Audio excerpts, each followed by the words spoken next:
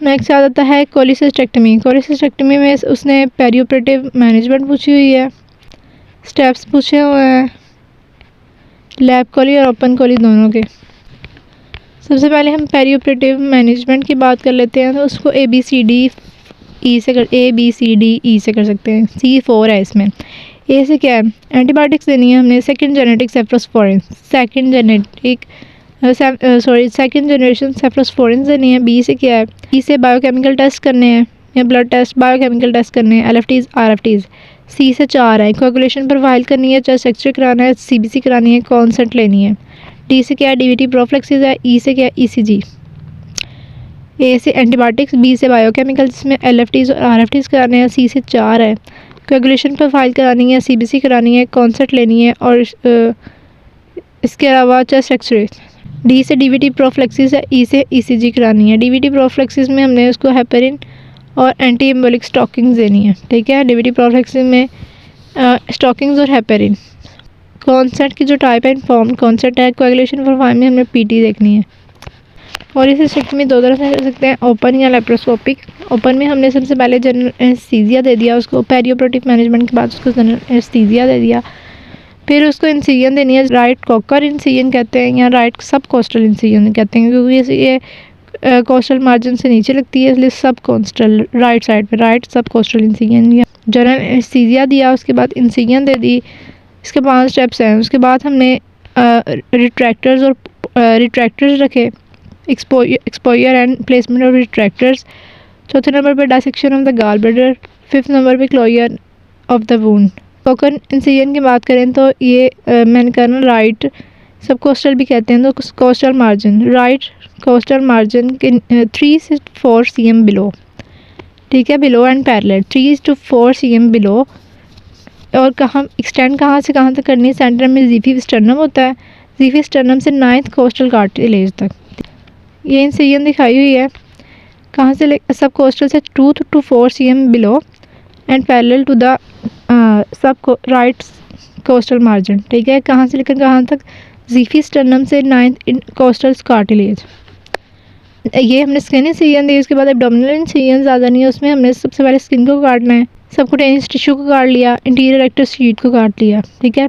Skin, subcutaneous tissue और interior rectus sheet. उसके बाद हमारे पास मसल्स आ जाएंगे।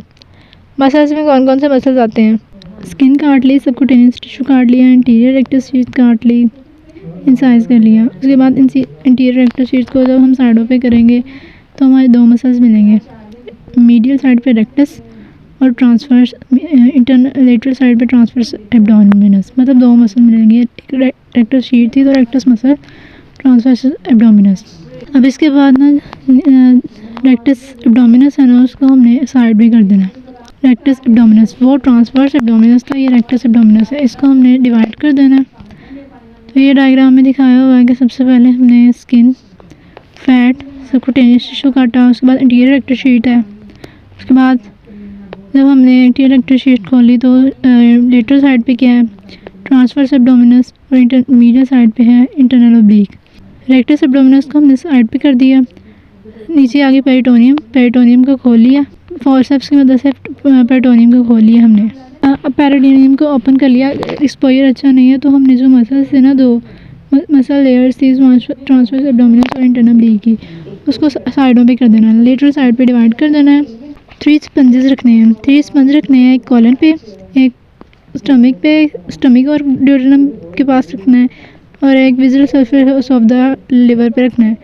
इनको रिट्रैक्टर से पकड़ लेना है स्पंजेस को, इनको जब पकड़ लेंगे तो गॉल ब्लैडर हमें नज़र आ जाएगा।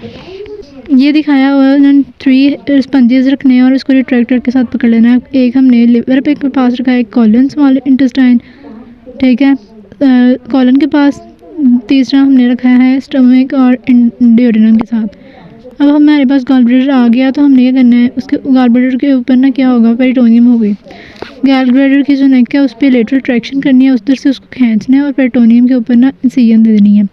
उसके बाद हमें फैट मिलेगी, फैट को डायसेक्शन कर लेनी है। उसके बाद ना हमारे पास सिस्टिक डक्ट और सिस्टिक आर्टरी होगी। इससे पहले सिस्टिक डक्ट को लाइगेट करेंगे और डिवाइड कर देंगे। उसके बाद हम सिस्टिक आर्टरी को लाइगेट करेंगे और उसको काट देंगे। अब हमारे पास गॉल ब्लैडर है, उसको अलहदा कर लेंगे डायसेक्शन कर लेंगे उसकी, ठीक है। ये जो मेथड है ना, इसको हम रिट्रोग्रेड कोलिसिस्टेक्टमी, ठीक है, कोलिसिस्टेक्टमी, रिट्रोग्रेड या फंडस फर्स्ट मेथड कहते हैं, क्योंकि गॉल ब्लैडर को हमने इसको फंडस से नहीं उतारा था, फंडस से गॉल ब्लैडर को रिमूव डायसेक्ट कर दिया।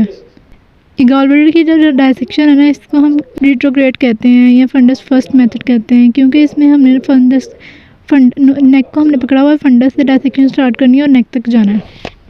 डायग्राम में दिखाया हुआ है, गॉल ब्लैडर पड़ा है, 60 डक्ट को पहले काट दिया, फिर सिस्टिक आर्टरी को काटा, बांध दिया, बांधने के बाद काटना है, इसके बाद क्लोज करना है, जैसे हमने खोला था वैसे ही क्लोज कर देना है। सबसे पहले तो हीमोस्टेसिस उसकी सिक्योर करनी है, उसके अंदर ड्रेन डाल देना है।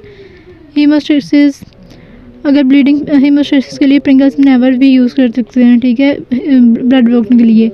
उसके बाद ड्रेन डाल दिया, उसके बाद हमने क्लोजर करना है। सबसे पहले हमारे एंड पे हमने क्या एब्डोमेन को क्लोज करना है। सबसे एंड पे हमें पेरिटोनियम थी, रिवर्स ऑर्डर में हमने क्लोजर करना था, तो पेरिटोनियम आएगी। उसके बाद ट्रांसवर्सस एब्डोमिनस था, पेरिटोनियम, उसके बाद ट्रांसवर्सस एब्डोमिनस, फिर क्या था, रेक्टस मसल, ठीक है, रेक्टस एब्डोमिनस जिसको कह रहे थे। फिर सबसे पहले हमने पेरिटोनियम को बांधा, फिर ट्रांसवर्सस एब्डोमिनस और इंटरनल ओब्लिक को बांधा, फिर रेक्टस मसल को बांधा, ठीक है। उसके रेक्टस मसल के ऊपर इंटीरियर रेक्टस शीथ थी, उसको बांध दिया। इंटीरियर रेक्टस शीथ को हमने एब्जॉर्बेबल मटेरियल से हमने स्टिच करना है, क्लोज करना है, और जो स्किन है उसको हमने सब क्यूटिकुलर टेक्निक से क्लोज कर देना है।